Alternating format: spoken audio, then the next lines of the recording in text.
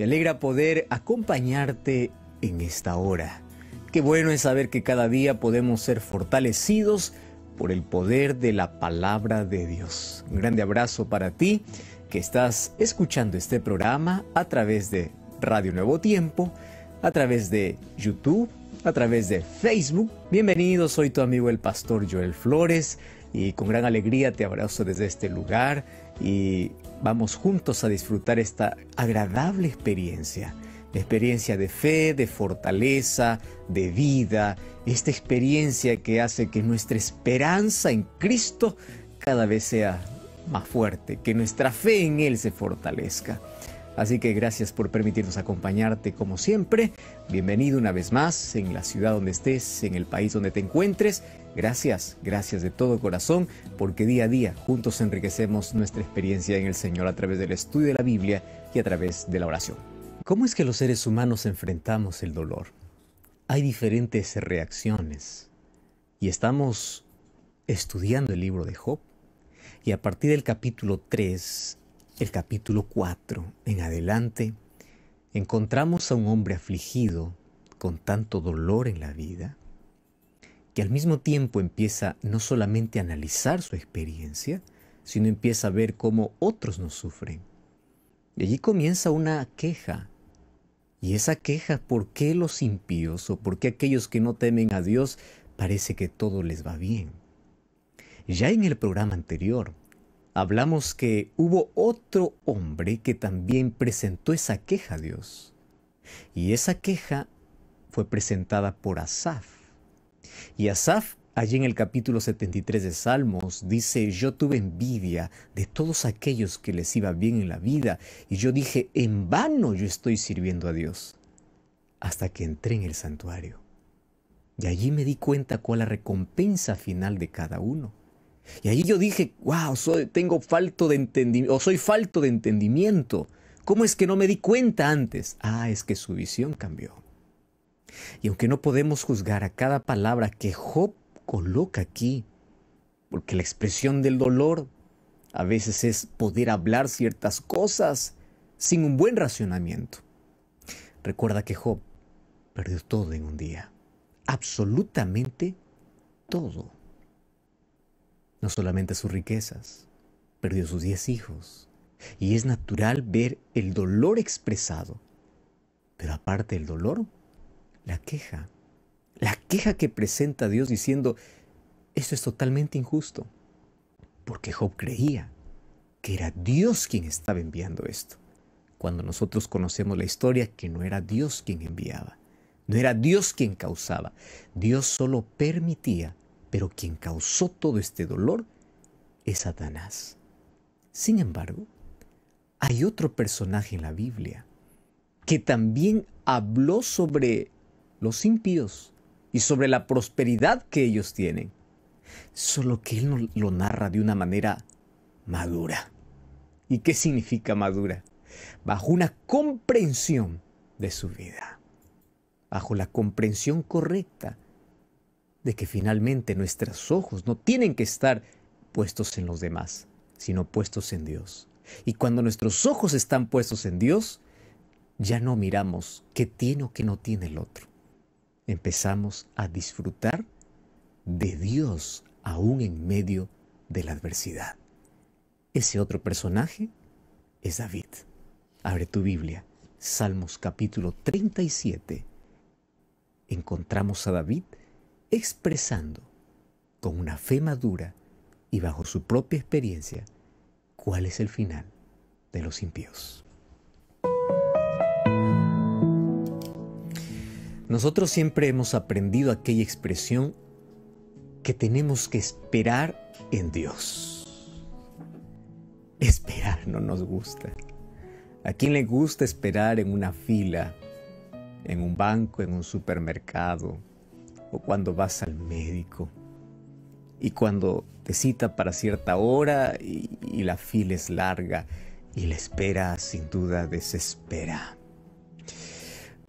Pero desespera más aún cuando empiezas a concentrarte en los demás. Allí la espera se hace mayor. Ahora, David Él pasó también por severo sufrimiento. Él también probó la amargura del dolor, sin causa. ¿Qué culpa tenía David para ser perseguido por Saúl? Envidia de Saúl. Saúl, que vio que David tenía no solamente mejores cualidades, sino el respaldo de Dios. Él quiso quitar la vida y David tuvo que pasar días, meses y meses huyendo de un enemigo que quería quitarle la vida. La pregunta es, ¿y por qué Dios no impidió? Y él experimentó en su propia carne, en su vida, en su experiencia, lo que significa esperar. Sin embargo, en el capítulo 37 de Salmos, encontramos palabras de un hombre que tiene una madurez, una fe madura, y de aquel que reconoce que aun cuando él pase por sufrimiento, y aun cuando los impíos, cuando me refiero a impíos, estoy hablando de aquellos que se rebelan contra Dios, aparentemente prosperan, él dice, su prosperidad es transitoria. Cuando nosotros vamos a Salmos capítulo 37, el verso 25, encontramos una promesa maravillosa que él mismo dice, dice allí, joven fui y envejecido, y no he visto un justo desamparado, ni su descendencia que mendigue pan. ¿Qué cosa es lo que está diciendo? Nada mejor que colocar este texto para una persona que pasa por adversidades. Aparentemente Job y Asaf no habían llegado a este grado de madurez. ¿Qué madurez? Es decir, a ver la vida con los ojos que un cristiano maduro tiene que ver. Y David empieza a mirar con madurez. Y él dice así, es verdad que aunque los impíos pueden prosperar, los justos tendrán mejor recompensa. Y él no dice que el justo, cuando hablo de justo, no estoy hablando de aquel que es impecable. Estoy hablando de aquel que depende de Dios. Aquí la palabra justo en la Biblia es aquel que tiene el temor de Dios. No dice que no pasa por necesidades. Él no descarta la posibilidad de que una persona que tema a Dios no pase por adversidades. Él dice así, nunca será abandonado. Eso es todo lo que dice. Es decir, vas a pasar por cosas inexplicables en la vida, pero nunca serás abandonado. Y esto nosotros podemos ver incluso en la experiencia de Job. Aunque Dios permitió, ojo, Satanás actuó bajo la permisión de Dios, Dios nunca abandonó a su siervo. Y sabes, yo creo que tenemos que leer con más frecuencia Salmos capítulo 37. Este es un capítulo extraordinario. Tú sabes que este tiene 40 versículos y cada versículo forma parte de cada letra del alfabeto o alefato, como se dice hebreo. Comienza con la primera Aleph, Bet, Gimel, en secuencia las letras del alfabeto para nosotros, alefato para ellos. Y allí forma un acróstico desarrollando ideas que tiene como punto principal un solo tema. ¿Cuál es el tema? Y él lo coloca desde el versículo 1. Lee Salmos 37:1. Dice así: no te impacientes a causa de los malignos. ¿Estás entendiendo? No te impacientes a causa de los malignos. No tengas envidia de los que hacen iniquidad. Ajá. Porque como la hierba serán pronto cortados, y como la hierba verde se secarán. Él también empieza a contemplar cómo es que los impíos prosperan. Recuerda que eso era la queja de Asaf. Recuerda que eso no era la queja de Job. Job, ¿qué cosa decía? Yo veo mi vecino, yo veo la gente, parece que ellos no sufren, parece que solamente yo estoy con esta maldición. Y Asaf decía, yo estoy impaciente, ellos todo les va bien. ¿De qué sirve temer a Dios? Y ahora David, con una experiencia y una fe madura, dice, no te impacientes, no pierdas la paciencia, no contemples. ¿Por qué? Porque ellos son como la hierba, pero pronto se van a secar. Y en estos 40 versículos del capítulo 37 hay dos declaraciones de fondo. Y estas dos declaraciones es, uno, no debes permitir que la prosperidad de los impíos pueda crear en tu corazón cierto odio, envidia o incomodidad. No envidies. No permitas que eso pueda desgastar tu comunión o tu experiencia con Dios.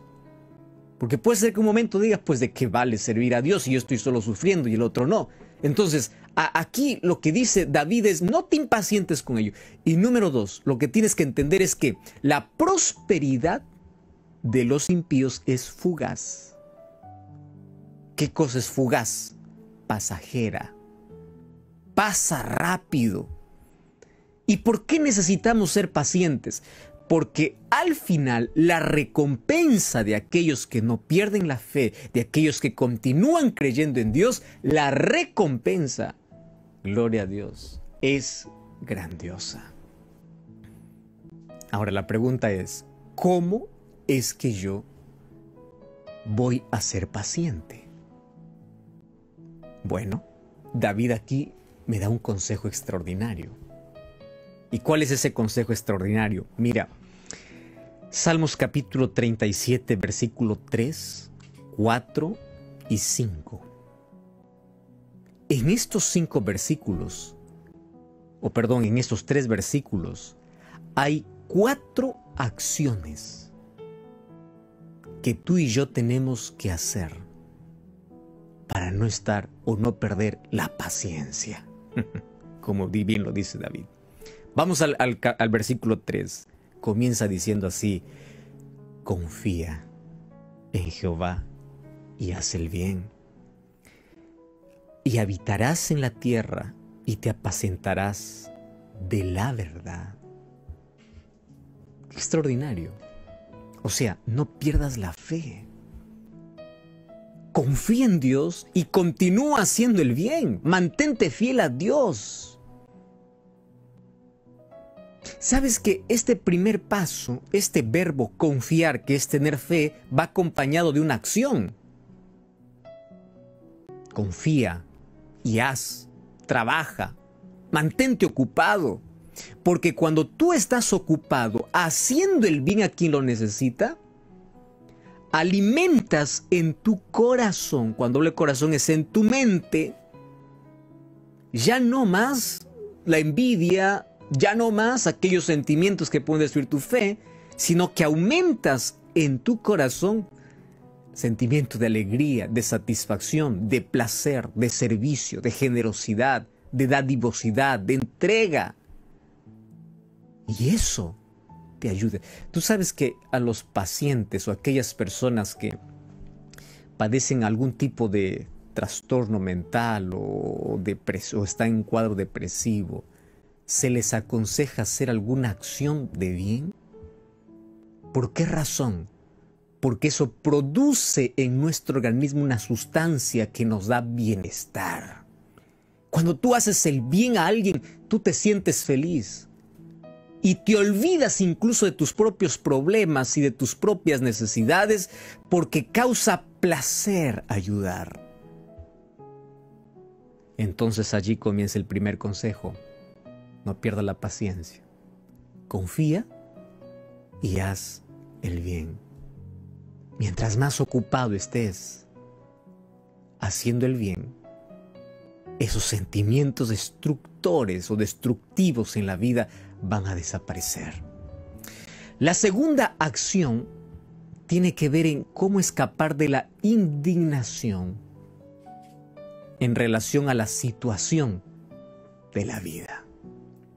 Dice el versículo 4, deleítate en Jehová y Él te concederá las peticiones del corazón. Tú sabes que este es uno de los versículos que debe estar no solo debe estar en nuestra cabeza y debemos repetirlo siempre. A nosotros nos encanta mucho la segunda frase. Dios va a conceder todo lo que yo quiero. Y no está diciendo eso exactamente aquí, David. Dios no concede todo lo que quieres.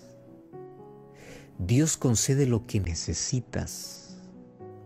Y escúchame, la clave para entender ese todo, lo que tu corazón desea, para entender ese todo, tenemos que entender la primera línea. Deleítate en Jehová. ¿Por qué razón? Porque cuando tú aprendes a deleitarte en Dios, tus prioridades cambian, tus pedidos cambian, tus deseos cambian. Tus deseos se colocan en armonía con la voluntad de Dios. O sea, lo que tú pides está en armonía con su voluntad. La clave de este texto está en la primera línea. Deleítate. ¿Qué significa deleítate? Entrega tu amor a Dios sin reserva. Y Él te dará lo que necesitas. Pero entrégate sin reservas. O sea, cuando a ti te encante, te guste tanto estar en la presencia de Dios, Dios te va a dar todo lo que necesitas. Y si no te da todo lo que necesitas cuando tú lo quieres, aprende a esperar. El capítulo 37 es el capítulo de la espera. Y el capítulo de aceptar la voluntad de Dios. Por eso comienza diciendo confía. Confía en que sus planes son mayores, cumplir que es mejor. Haz el bien, no te canses de hacer eso. Y deleítate en Jehová. Esa palabra deleítate es muy interesante. Que si nosotros queremos hacer una comparación con alguna cosa conocida, nosotros tenemos que aprender mucho de un animal que tiene que cómo enseñarnos qué significa deleitarse. Todos conocemos un perro, un cachorro. Tú sabes que es interesante que de todos los animales creados, el perro tiene una conexión, una ligación directa con el ser humano muy fuerte. Tanto así, que cuando el perrito que tú tienes en casa le das tanto amor, lo cuidas, le das cariño, y aun cuando tú lo desprecies, el hecho de que tú seas su dueño, él siempre te va a amar. Y tú sabes que de él podemos aprender muchísimas lecciones, pero aquí voy a tocar la palabra deleítate. Cuando tú sales de casa, él sufre, porque él disfruta de tu compañía. Es una de las cosas curiosas que no todos los animales disfrutan de la compañía del ser humano. En cambio, el perro siempre quiere estar con su amo, siempre. Y número 2, tú ya viste cómo te recibe cuando llegas a casa. No importa si apenas fue 5 minutos que saliste. Él no dice, recién saliste. Cuando tú llegas, esa expresión de alegría, esa expresión de gozo, de satisfacción, de tenerte de vuelta es tan grande. Y algunos más expresivos que otros incluso empiezan a saltar, mueven la cola, quieren lamerte el rostro. Deleite. Se deleita tanto en la presencia de su amo. Y aquí esta expresión es como me gustaría, dice, que nosotros podamos tener ese mismo amor, esa misma entrega para con Dios. Deleítate en el Señor. Cuando eso acontezca, entonces Él concederá las peticiones del corazón. La tercera y la cuarta tiene que ver con el versículo 5 y verso 6 incluso. Encomienda a Jehová tu camino. Confía en Él y Él hará. ¿Tú sabes qué significa encomendar? Colocar. Es decir, pon tu vida en sus manos y confía. ¿Por qué tienes que confiar? Porque cuando tú colocas tu vida bajo su control, no te va a llevar por donde tú quieres. Te va a llevar por donde Él quiere. Y a veces el camino no es fácil. Cuando tú das el timón de tu vida a Cristo, Él te va a llevar por lugares que tú nunca quisiste ir. Sin embargo, el destino es glorioso. El final es feliz. Y el verso 6 habla acerca de qué sucede con aquellos que hacen esto. Exhibirá tu justicia como la luz y tu derecho como el mediodía. Guarda silencio ante Jehová y espera en Él. No te alteres con motivo del que prospere en su camino. Deja la ira, desecha el enojo. No te excites en manera alguna a hacer lo malo. Los malignos serán destruidos, pero los que esperan en Jehová, ellos heredarán la tierra. La palabra espera es la palabra que más se repite. Verso 34. Espera en Jehová y guarda su camino. Si tú lees todos los versículos hasta el verso 40, vas a encontrar solamente aquí dos opciones, dos caminos para todo ser humano. ¿Sabes? Una de las cosas más difíciles de la vida es encomendar o entregar la vida bajo el control de Dios. A veces seremos llevados por lugares tortuosos, por caminos difíciles. Sin embargo, confía. Él tiene promesas lindas para ti. Espera en silencio. No te enojes, no actúes por impulso. No te angusties. Aun cuando el camino sea difícil.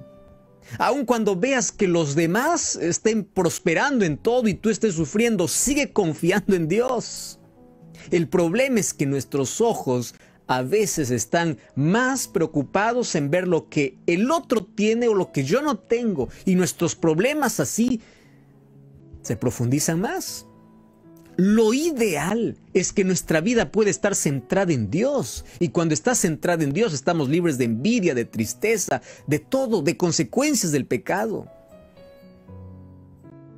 Mira, Job descubre al final de su libro, aquello que David descubrió. Asaf descubre al final del capítulo 73 de Salmos, las preguntas que él tenía. Y David, después de una experiencia de dolor emocional, de pérdidas, de incomodidad,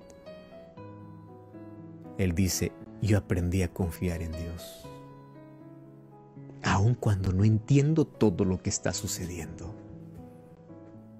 Sé paciente, porque lo que importa es el final. Mientras tanto, Dios nunca te abandonó. Nunca dejó de amarte. Nunca te dejó. Y yo confío en las promesas de Dios.